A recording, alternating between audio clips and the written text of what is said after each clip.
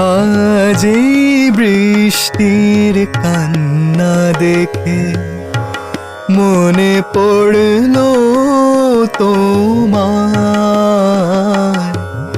অশ্রু ভরা দুটি চোখ।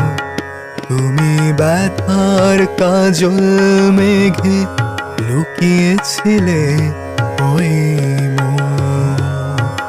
তুমি ব্যথার কাজল মেঘে লুকিয়েছিলে ওই মন। বেদনাকে সাথী করে পাখা মেলে দিয়েছো তুমি।